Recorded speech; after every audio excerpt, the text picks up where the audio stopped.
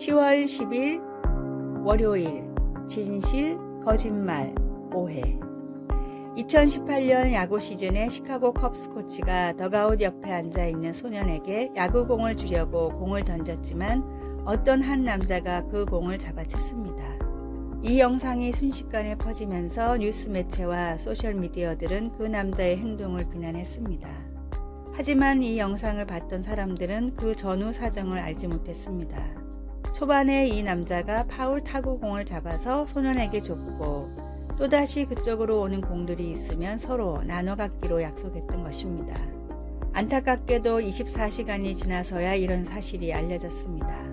시청자들이 이미 무고한 사람을 나쁜 사람으로 만들어 해를 가한 뒤였습니다. 우리는 부분적인 정보만 가지고 모든 사실을 아는 것처럼 생각할 때가 너무 많습니다. 현대의 문화 속에서는 전체 이야기를 다 들어보지도 않고 극적인 영상과 선동적인 트윗의 단편만 가지고 사람들을 매도하기 쉽습니다. 그러나 성경은 거짓된 풍설을 퍼뜨리지 말라고 경고합니다.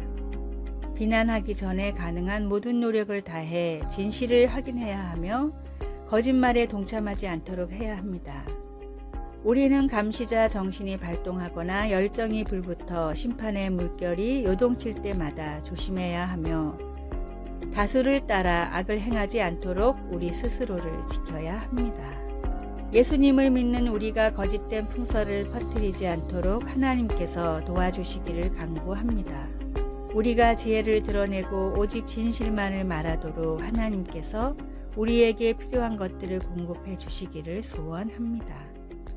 말씀, 너는 거짓된 풍설을 퍼뜨리지 말며 악인과 연합하여 위증하는 증인이 되지 말며. 출애굽기 23장 1절. 찬송 546장 주님 약속하신 말씀 위에서. 기도, 하나님, 세상의 일들이 너무 빨리 진행되어 무엇이 사실인지 알기가 어렵습니다. 경청하고 주의를 기울이고 진실만을 말할 수 있도록 도와주소서. 예수님의 이름으로 기도드립니다. 아멘.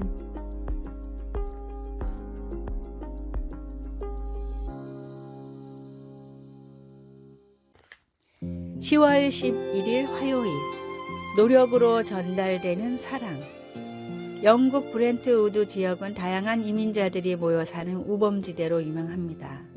이곳에 부임한 안드리아 선생님은 첫 수업에서 아이들이 영어를 못 알아듣는다는 사실을 알고 큰 충격을 받았습니다. 어려운 환경에서 살다 겨우 이민을 온 아이들은 교육을 제대로 받지 못했기에 영어를 제대로 하는 학생이 한 명도 없을 정도였습니다. 말이 통하지 않으니 아이들은 제대로 교육을 받지 못했고 졸업을 한 뒤에는 말이 통하는 사람끼리 어울려 범죄를 저지르는 갱단이 됐습니다. 안드리아 선생님은 이 악순환의 고리를 끊어야 한다고 생각해 아이들이 사용하는 언어를 배워서 제대로 된 교육의 기회를 주기로 했습니다. 영어를 모르는 아이들을 위해 언어를 공부하다 보니 선생님은 어느새 35개 국어를 하게 됐고 결석을 하는 아이들은 가정으로 찾아가 부모님을 설득시켰습니다. 마치 계란으로 바위치기 같았던 안드리아 선생님의 도전은 브렌트 우드 지역의 학생들이 영국의 상위 5%의 학업 성취도를 내면서 꽃을 피웠고 이 노력을 인정받아 세계적으로 가장 뛰어난 교사에게 주는 지구촌 교사상을 수상했습니다. 최선을 다하는 노력은 상대에게 진심으로 전달됩니다. 예수님의 희생과 성도들의 열띤 전도가 상대방을 위한 진심이라는 것이 전달되도록 최선을 다하여 봅시다. 오늘의 말씀. 주여 무슨 일이니이까? 천사가 이르되 내 기도와 구제가 하나님 앞에 상달되어 기억하신 바가 되었으니. 사도행전 10장 4절. 오늘의 찬송 297장 양 99마리는. 오늘의 만나. 맡겨주신 본분을 최선을 다해 감당하는 청지기가 되게 하소서. 조금 부족하고 힘들지라도 최선을 다해 복음을 감당합시다.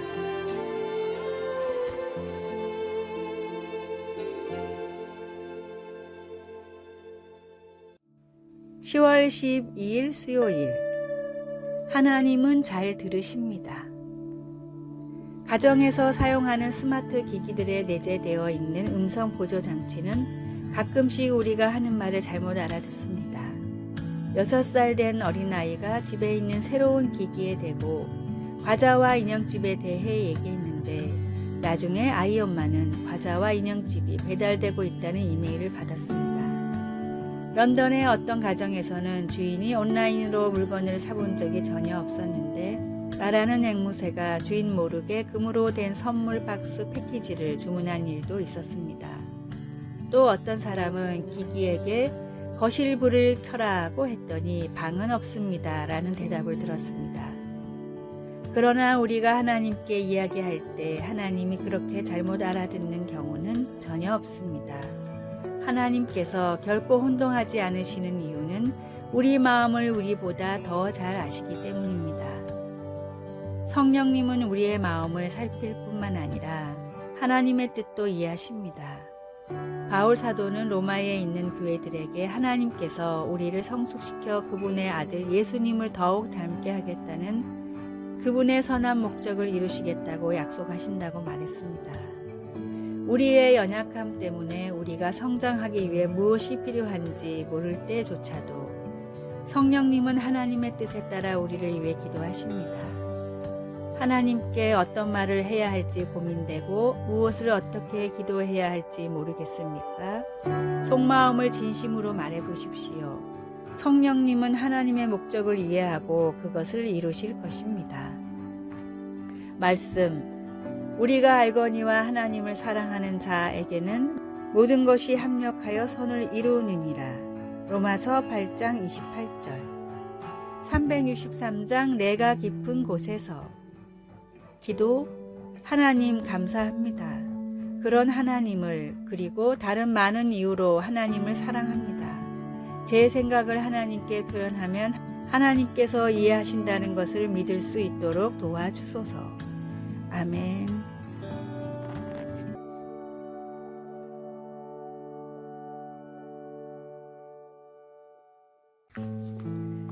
(10월 13일) 목요일 특허를 포기한 이유.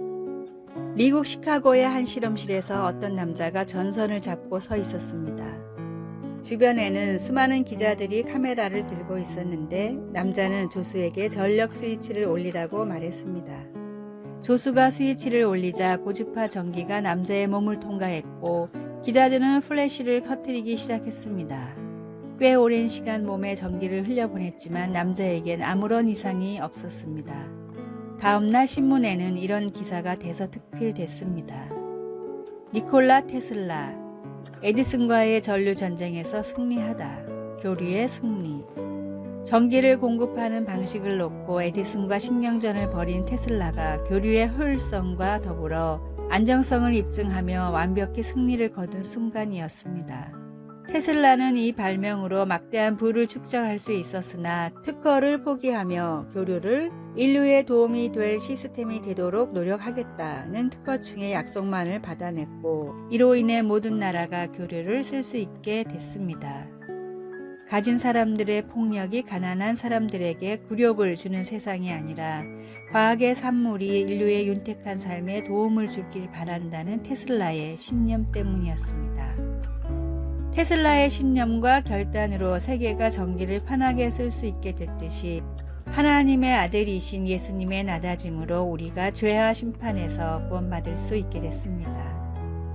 끝까지 포기하지 않으시는 하나님의 귀한 사랑의 가치를 마지막까지 잊지 마십시오. 오늘의 말씀, 맡은 자들에게 주장하는 자세를 하지 말고 양무리의 본이 되라. 베드로전서 5장 3절. 오늘의 찬송 283장 나 속죄함을 받은 후.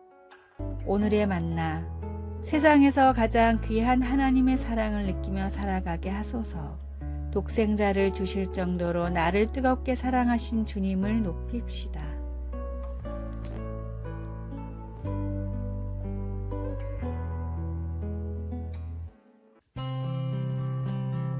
(10월 14일) 금요일 잘 쉬는 것. 시계가 새벽 1시 55분을 깜빡이고 있었습니다. 늦은 밤에 나누었던 문자 대화가 계속 생각나 잠이 오질 않았습니다. 실타래처럼 엉켜있는 이불을 풀어 가만히 소파에 펼치고 다시 잠드는 요령을 네이버에서 찾아보았지만 하지 말아야 할 것들에 대한 정보만 눈에 띄었습니다. 낮잠 5분을 자거나 카페인을 섭취하지 말라거나 늦은 오후에 운동을 해서는 안 된다 등등 말입니다. 태블릿으로 계속 읽어가는데 늦은 시간까지 스크린 타임을 가져서는 안 된다는 팝업도 보게 되었습니다. 잘 쉬기 위해서는 이렇게 하지 말아야 할 일들이 있습니다. 구약에서는 하나님이 휴식을 위해 안식일에 하지 말아야 할 규칙들을 주셨고 신약에서는 예수님이 새로운 길을 제시해 주셨습니다. 예수님은 규칙들을 강조하시기보다는 제자들에게 그들과의 관계를 강조하셨습니다. 수고하고 무거운 짐진 자들아 다 내게로 오라. 내가 너희를 쉬게 하리라. 이전 구절에서 예수님은 주님이 우리에게 보여주신 하나님 아버지와 하나라는 지속적인 관계를 언급하셨습니다. 예수님이 하나님 아버지로부터 지속적으로 누리셨던 도움을 우리도 똑같이 경험할 수 있습니다. 잠을 방해하는 활동들은 피하는 게 현명하지만 그리스도 안에서 잘 쉬는 것은 규칙보다는 관계와 더 관련이 있습니다. 우리는 읽던 것을 끄고 내 마음의 짐을 예수님의 내게로 오라고 초대하는 베개 위에 내려놓아야 합니다. 말씀, 수고하고 무거운 짐진 자들아 다 내게로 오라. 내가 너희를 쉬게 하리라. 마태복음 11장 28절. 찬송 287장 예수 앞에 나오면. 기도. 예수님, 주님과의 지속적인 관계 속에서 제가 쉴 수 있도록 불러주시니 감사합니다. 예수님의 이름으로 기도드립니다. 아멘. 아래의 빨간색 글자 구독을 누르시어 더 많은 전도의 열매를 맺으시기를 기도합니다.